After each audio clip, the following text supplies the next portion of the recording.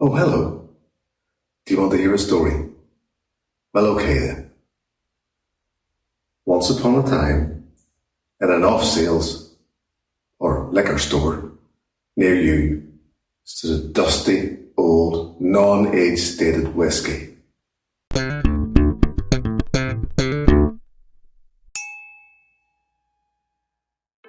Hello and welcome to another Whiskey review with me, the Whiskey Novice. Thank you for your company for this review, number 104. Yes, I had to think about that. Part 3 of a series in which I'm looking at some non-age stated whiskey, some N.A.S whiskies, if you will.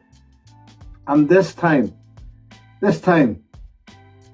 well, before I actually get into you can see what I'm doing, but I tend to go into some reviews, before I sit down and do my tasting notes for said reviews. Some whiskies I'm keen as mustard to get at. I just can't wait to get down and sit down with it and do my tasting notes and give you my opinion on it. And some I'm a bit standoffish about. I just not just so keen to get in there because it maybe hasn't done an awful lot for me.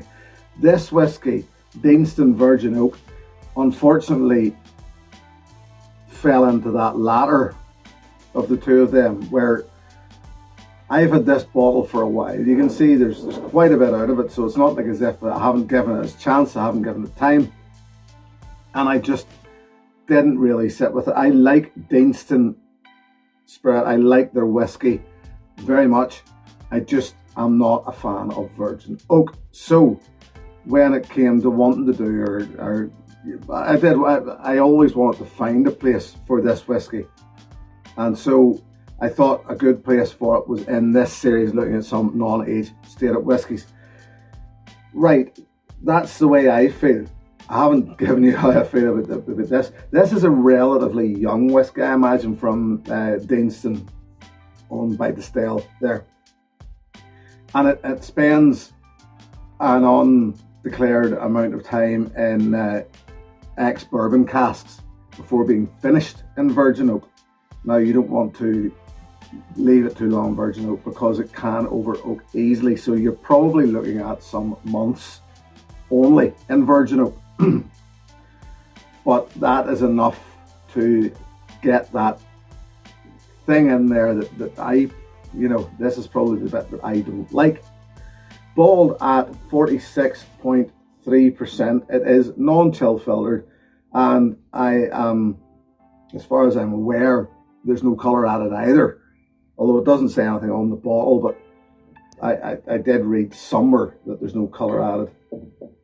So, barring an age statement, it's all good, really, isn't it? So what's not to like? Well, generally, what I don't like with Virgin Oak is it's just that oakiness. There's a real gingery, real heavy gingery thing off it, I find, and just that oak just overdoes it. I'm not a big fan of really heavily oaked whiskey. So trying to remain somewhere in the middle and give trying to take out of it what I don't like and my dislikes, and just trying to stay somewhere neutral and give you an idea of what this whiskey's like is kind of difficult. But when it came to doing my tasting notes, and I don't know, is it just because there's so much air now in the bottle? It's sat for, I've had this for over a year, just pecking away at it and never really coming to terms with it. And it did my tasting notes. It changed slightly. It did. It's definitely different. Either my palate has changed in that time, or this whiskey has changed. And I feel that probably the whiskey has changed. Now, it's bright, it's spirity. Clove, lemon, icing sugar. It's sweet. There's a sugar, but when I say icing sugar, it is a powdery sugariness in that. When you're nosing it, you're very much tasting it as well. So it's almost like that powdery sugar is filling your mouth at the same time. nutmeg, allspice, French toast, and yet again it's that powdery sugar. It's like a powdered toast, or you know, in that eggy toast with powdery sugar on it. Yeah. There's a touch of licorice. There's a hint of nail varnish. The oak, for me, now appears as fresh sawdust and even cardboard.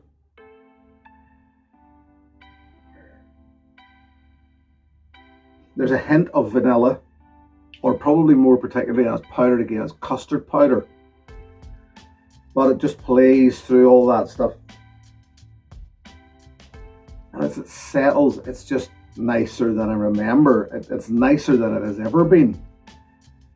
So it's either it is changing or I am changing, and I still believe that it is it that is changing.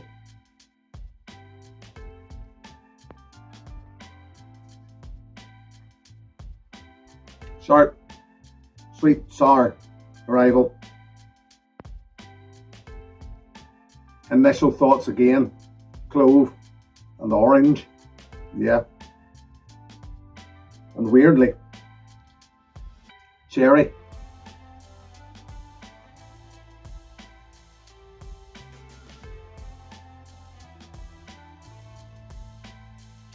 That sharpness carries through. Lemon and lime. It's slightly perfumed. That ginger note that I was talking about earlier that generally puts me off is there. It's like a crystallized ginger in this. Slightly metallic. Crisp. Green apples. Crisp green apples. Good crunchy crisp green apples. Yeah, it's definitely better than I remember. It's definitely becoming a whiskey that I can get on with.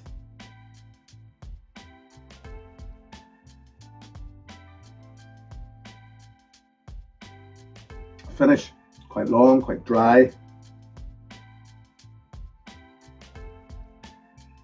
Sweet, it's almost a little too dry, I would say, for me. Yeah. But it's still quite a memorable finish.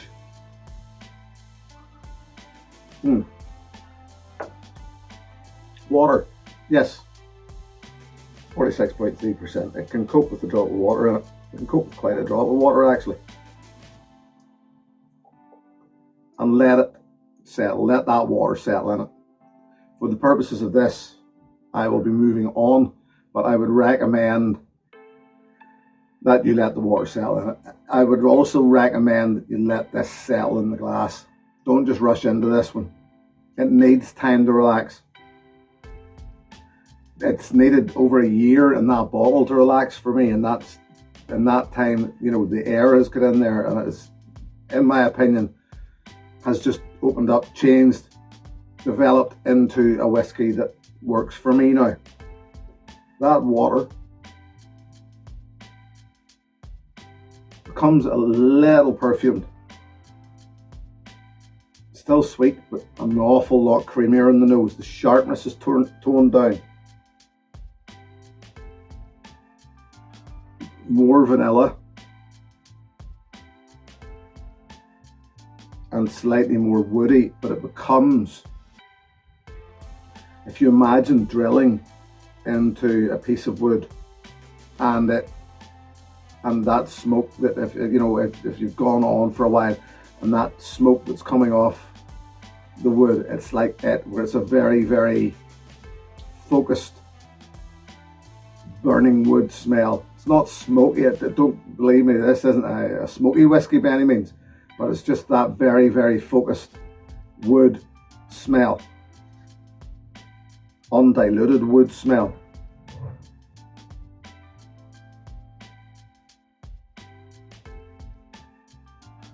Water calms down the spicy elements,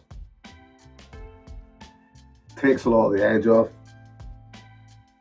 much creamier, more vanilla.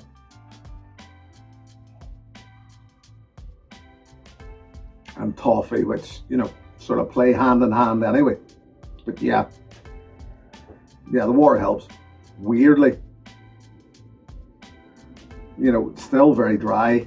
Not to say weirdly, but it's still just, I find this quite a dry whiskey on the finish. But it's also still a long finish. It just needs time. It's better than I remember.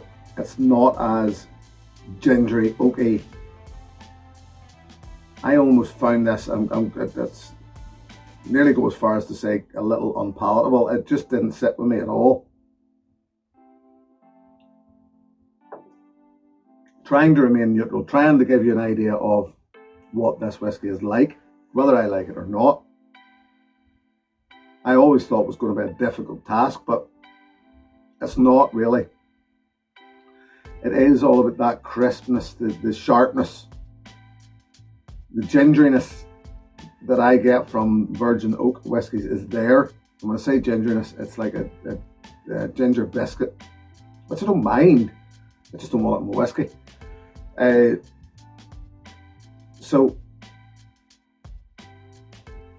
mean, this comes in around the 35 to, well, even goes, you know, 35 to 45. You rarely see it go as high as 45, but it's in that bracket.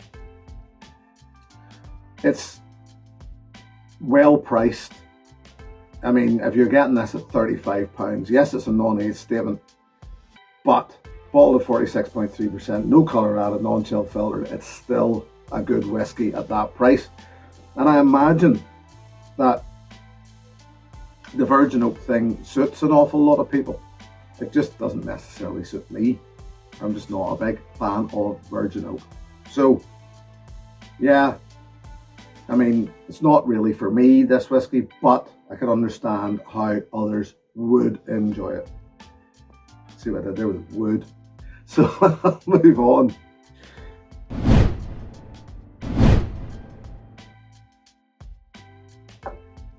Yes, if you like this, I'm going to recommend to you a bottle which I don't have again currently, but I have had, and it is this one, West Cork Virgin Oak, a whiskey which, for all intents and purposes, is pretty much the same makeup as Deanston Virgin Oak, in that it's matured for an unknown period of time in ex-bourbon casks and then finished in virgin oak.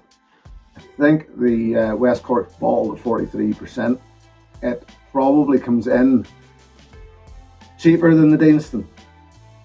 As a matter of fact, I think I bought it in a local little supermarket. So it's in one of those, whenever I bought it, it's in one of those sort of cheaper ends, but it was still, I think I paid around the 25 to 30 pound mark for it. But if you had Deanston Virgin Oak and you liked it and it was right up your street, then I would highly recommend. Yes, it's an Irish whiskey, but it to me, when the two of them played very, very similar, but there were obviously differences. One having that Irish feel to it, the other one still being a Scotch whiskey and still being treated like a Scotch whiskey in its maturation, etc. So yeah, if you like Deanston Virgin Oak, I would seek out a bottle of West Cork Virgin Oak and give it a shot, because I imagine it would be right up your street there. Yeah, I've said it. I think I've said everything I can about this. It's just not really for me, but just me. So we shall wrap it as usual by saying thank you very much for joining me. Very much appreciate it. Thank you very, very much to my patrons. If you wish to join that group, the details are below. I'll be back next week with another. Until then, here's to good health. Cheers. Hey, thanks for watching my video. Please click and subscribe to be notified of further content.